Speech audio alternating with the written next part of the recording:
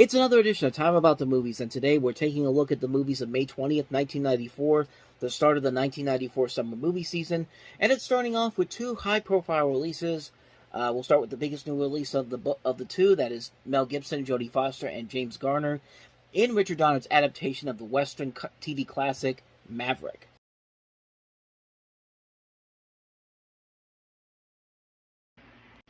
So you have Mel Gibson, of course, as Brett Maverick. Jodie Foster is also in there, and also James Garner, who played the original Brett Maverick in the TV series. But you also see Graham Greene, Alfred Molina, James Coburn, Dan Hedaya, Jeffrey Lewis, and a ton of cameos in this movie from different people. Not just people from different westerns, but like people who have worked with these other people before, like Richard Donner, Mel Gibson, Jodie Foster, James Garner. I mean, Danny Glover shows up in here, pretty much doing his line from Lethal Weapon, "I'm too old for this shit."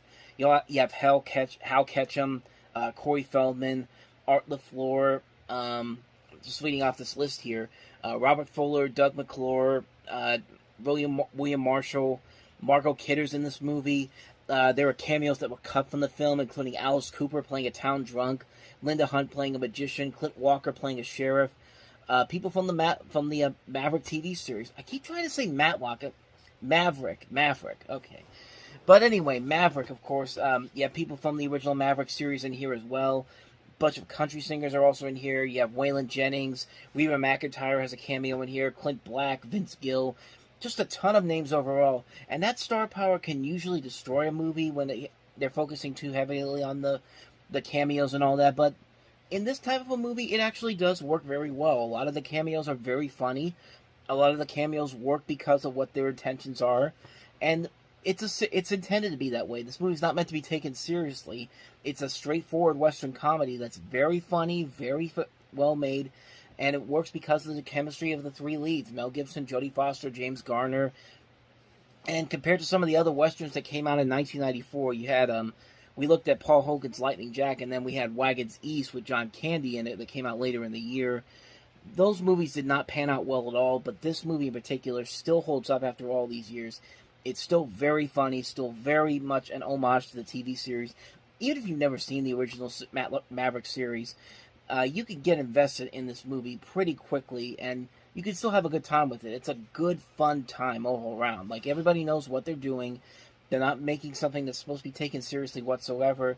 They're making a good, fun Western movie, and considering what other Western adaptations have been like since then, like Wild Wild West, which was a massive misfire on so many levels, this one just holds up so much better. It's a movie that's great. One of Richard Donner's most underrated films, honestly.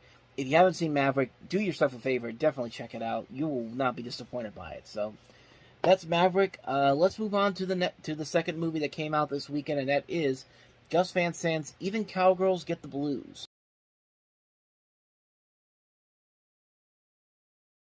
You know, for Gus Van Sant to come off of such critical commercial successes like Drugstore Cowboy and My Own Pride of Idaho, and then he has this movie come out, this is kind of the one that kind of dampened his rising star power as a director, and it was seen mostly as a large critical and commercial disaster.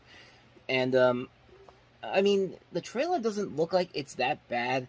I think a lot of people were turned off by the way they create the enormously large thumbs for Uma Thurman's character in the movie, Sissy Hanksaw.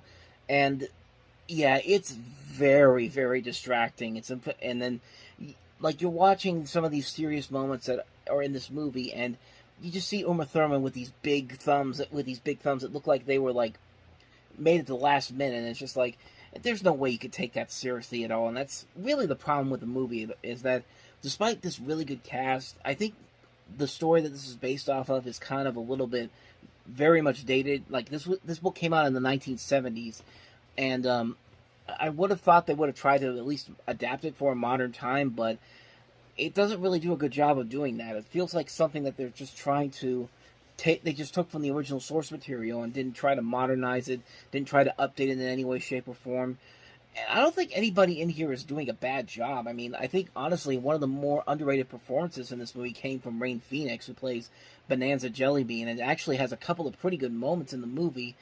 And, like, a lot of the performances in here are not bad. They are pretty good for what they are. It's just the material that they're being given just really doesn't work. It's a film that it really needed a lot more to updates to keep it relevant for the time period. I will say one of the few things that actually does hold up with this movie is the soundtrack by Katie Lang.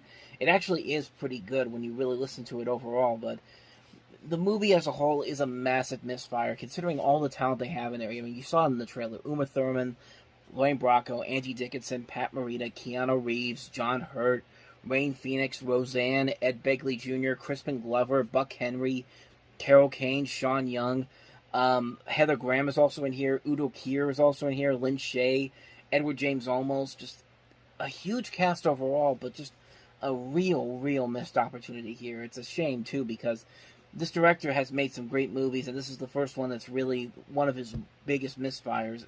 And wouldn't be his last one in the 90s. We'll get to that one later on down the road, but even Cowgirls Get the Blues, a massive misfire, a massive disappointment on so many levels. And so on that note, we wrap up another edition of Time About the Movies. We'll jump into Memorial Day weekend 1994 with the biggest new release of the weekend being the Flintstones movie. We also have Eddie Murphy returning as Axel Foley in Beverly Hills Cop 3, and also Little Buddha. So 3 movies to look at next time around. We'll do that on the next episode. But until then, thank you very much for watching, and if you want to see more videos like this, please hit the playlist on the next page, check out the previous episode, and I will see you guys tomorrow for another episode. So thank you for watching. I'll see you next time, and until then, as always, take care.